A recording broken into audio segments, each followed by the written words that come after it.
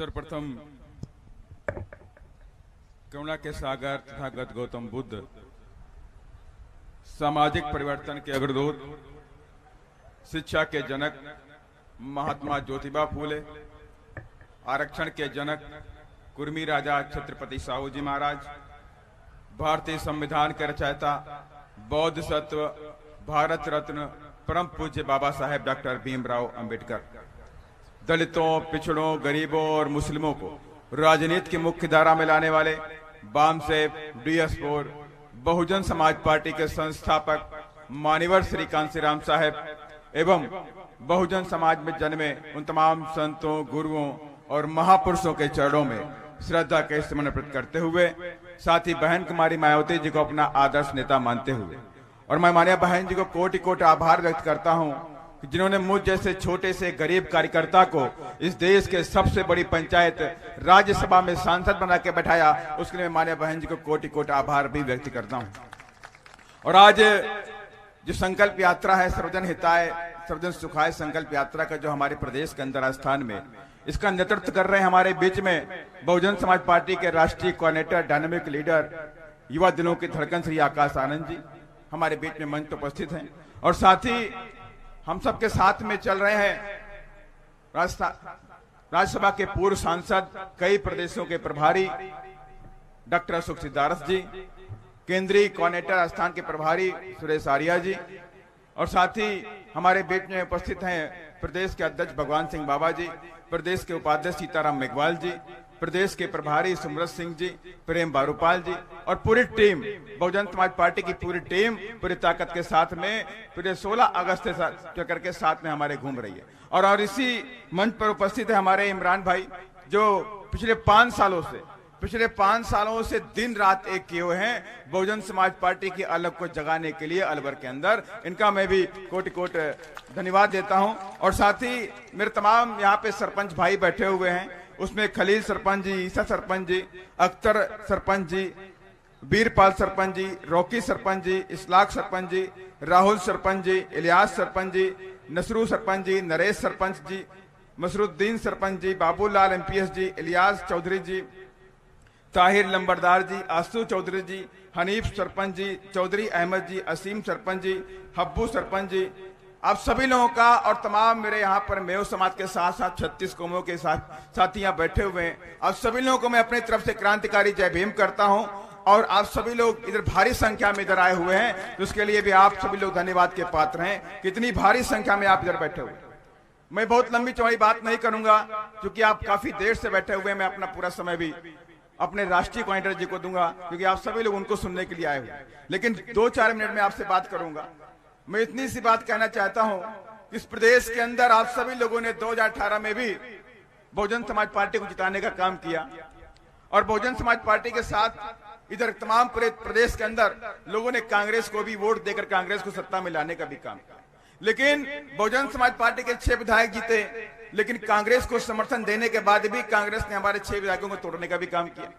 लेकिन मैं आप सबसे कहना यह चाहता हूं, इतना सब कुछ होने के बाद प्रदेश के अंदर कांग्रेस की सरकार है, लेकिन मुसलमानों पे अत्याचार खत्म नहीं हुआ, मुसलमानों पे अत्याचार नहीं खत्म हुआ, आदिवासियों पे अत्याचार नहीं खत्म हुआ, दलितों पर अत्याचार नहीं खत्म हुआ। आए दिन दलितों, आदिवासियों के साथ में, उनकी बहू बेटियों के साथ में दुराचार होता है, बलात्कार होता है, उनका मर्डर होता है। और यही नहीं, आए दिन मुसलमानों के बच्चों के साथ में लिंचिंग होती है। चाहे नसरू का आप कांड देखिए, चाहे जुनेद का देखिए, आप कहीं देखिए, चाहे नासिर का देखिए, ये कांड हुए कि नहीं हुए। पूरे देश के अंदर अगर मॉब लिंचिंग के नाम की कोई चीज होती है तो पूरे देश के अंदर दलितों और मुसलमानों के साथ में, सिर्फ मुसलमानों और दलितों के साथ में होती है। इसलिए मैं आप सबसे कहना चाहता हूं, ये अत्याचार कब तक आप लोग सहोगे? ये अत्याचार का अंत होना चाहिए, होना चाहिए कि नहीं होना चाहिए? बताइए मुझे, अत्याचार का अंत होना चाहिए? होना चाहिए। जो अत्याचार का अंत होना चाहिए, लेकिन लंबे अरसे तक बीजेपी ने भी राज किया राजस्थान के अंदर, और लंबे अरसे तक कांग्रेस ने भी राज किया कि नहीं किया? लेकिन इन दोनों पार्टियों ने कभी भी इस वंचित समाज के लोगों के लिए काम नहीं किया, न मुसलमानों के लिए काम किया, न दलितों के लिए काम नहीं किया, न आदिवासियों के लिए काम किया, न सर्व समाज के गरीबों के लिए काम किया। अगर इन दोनों पार्टियों ने राजस्थान में काम करने किया है तो बड़े बड़े धन्ना सेठ और पूंजीपतियों के लिए काम किया। और पूरे प्रदेश के अंदर नफरत की राजनीति पैदा कर दी गई, हिंदू मुस्लिम को लड़ाया गया। लेकिन ये बहुजन समाज पार्टी आप सबके बीच में आप सबसे आगाह करने के लिए आई हुई है। अगर आप नफरत की राजनीति छोड़ना चाहते हैं, इनको बाहर करना चाहते हैं, तो 2023 में हाथी का बटन आप सबको दबाना पड़ेगा, आप सबको दबाना पड़ेगा। और मैं कहना चाहता हूं उन लोगों से कि मुसलमान जो मेव समाज बैठा, जो पूरे देश के अंदर मुसलमान समाज बैठा हुआ है, इनका भी अहम रोल है। इस देश को आजाद कराने में इनकी भी भागीदारी कहीं से कम नहीं है, ये मत भूलिए आप। मैं एक वाक्य सुनाता हूं बहादुर शाह जफर के बारे में, आप सब लोग जानते हैं। बहादुर शाह जफर जब 1857 की क्रांति हुई तो उन्होंने अपनी गद्दी को अंग्रेजों के सामने अपने सर को, अपनी गद्दी को नतमस्तक नहीं किया और कहा कि पूरे देश के अंदर अंग्रेजों के खिलाफ क्रांति भड़क चुकी है और हम अंग्रेजों का साथ नहीं देंगे, पूरे देश के अंदर क्रांति वीरों के साथ में खड़े होंगे, अंजाम कोई भी हो मुझे परवाह नहीं है। ये बात बहादुर शाह जफर ने करी और बहादुर शाह जफर इस क्रांति में कूद पड़े, 1857 की क्रांति में कूद पड़े और उनके 2 बच्चे और उनका पोता को शहीद कर दिया गया। अंग्रेज हुड्सन ने उनके दोनों बच्चों को पकड़ लिया, पकड़ने के बाद उनके सर कलम कर दिए और सर कलम करके एक थाली में सजा करके बहादुर शाह जफर के पास भेज दिया। कहा मैंने आपको इनाम भेजा है, आप इनाम देखिए। और बहादुर शाह जफर सिंहासन पे बैठे हुए थे, सिंहासन से उतर के आए, उस इनाम का जो पर्दा था उस पर्दे को उठा के देखा कि उनके दोनों बच्चों के सर कटे हुए थाली में रखे हुए। बहादुर शाह जफर कमजोर नहीं पड़े, चीखे भी नहीं, रोए भी नहीं और उन्होंने बात कही, या अल्लाह पहले तो मैं 2 बच्चों का बाप था, लेकिन आज तूने मुझे शहीदों का बाप बना दिया है, शहीदों का बाप बना दिया है। इसलिए मैं आप सबसे कहना चाहता हूं, जो लोग हिंदू मुस्लिम की नफरत की राजनीति करते हैं, तो उनके लिए सबसे बड़ा हथियार आपके पास है वोट का हथियार। और सबसे बड़ी पार्टी आपके बीच में है जो बाबा साहब के संविधान को इस देश में लागू करना चाहती है, इस देश में भाईचारे की राजनीति करना चाहती है, तो बहुजन समाज पार्टी है। इसके अलावा और कोई पार्टी आपके पास में नहीं है। हम कोई राजनीति, अभी हमारे बीच में हमारे राष्ट्रीय कोऑर्डिनेटर जी हैं, 16 अगस्त इनके नेतृत्व में हमने एक यात्रा निकाली। हम लोग गांव-गांव धाड़ी-धाड़ी जा रहे हैं और जिसका जो मेन हमने फोकस किया कि सर्वजन हिताय सर्वजन सुखाय, माने कोई जाति धर्म मजहब की राजनीति हम नहीं करते। हम सर्वजन हिताय माने कि 36 कौमों को, 36 बिरादरियों के हित में काम करना चाहते हैं। आप सबको मालूम होगा उत्तर प्रदेश के अंदर आदरणीय बहन कुमारी मायावती जी मुख्यमंत्री थी, कहीं हिंदू मुस्लिम दंगा नहीं हुआ।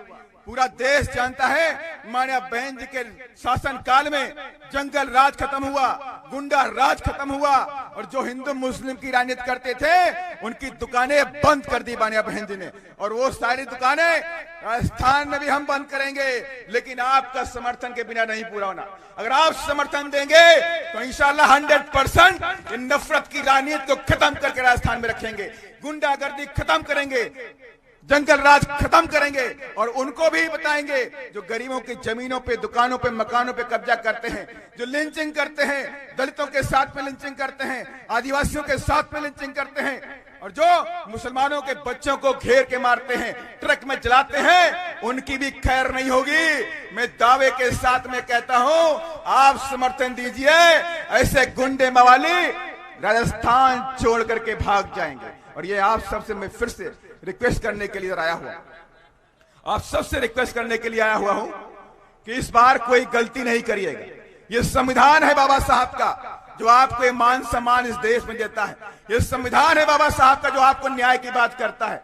अगर बाबा साहब का संविधान ना हो तो आपकी सुनने वाला कोई नहीं है, हमारी सुनने वाला कोई नहीं है। तो इसलिए संविधान बचाना है तो 2023 में बहुजन समाज पार्टी की सत्ता को स्थान में बनाना है। और इसी संकल्प के जरिए हम लोग गांव-गांव धाड़ी-धाड़ी घूम चुके हैं, निकल चुके हैं। अब ये कारवां रुकने वाला नहीं है, अब ये कारवां अपने मंजिल तक जा करके रहेगा। और हमारे राष्ट्रीय कोऑर्डिनेटर आकाश जी ने ये प्रण लिया है कि राजस्थान में सत्ता हम लेकर के अपने हाथों में तभी चैन से बैठेंगे, वरना चैन से नहीं बैठेंगे। इसके लिए रात दिन एक करना पड़ेगा, तो हम करने काम करेंगे। साथियों, इन्हीं सब बातों के साथ मैं अपनी बात को खत्म करूंगा, क्योंकि लंबा समय है, आप लोग बहुत देर से बैठे हुए हैं और हमें सब लोगों को अपने मुख्य अतिथि को सुनना है। तो इसलिए मैं अपनी वाणी को विराम देता हूं। जय भीम, जय भारत, खुदा हाफिज, धन्यवाद। धन्यवाद।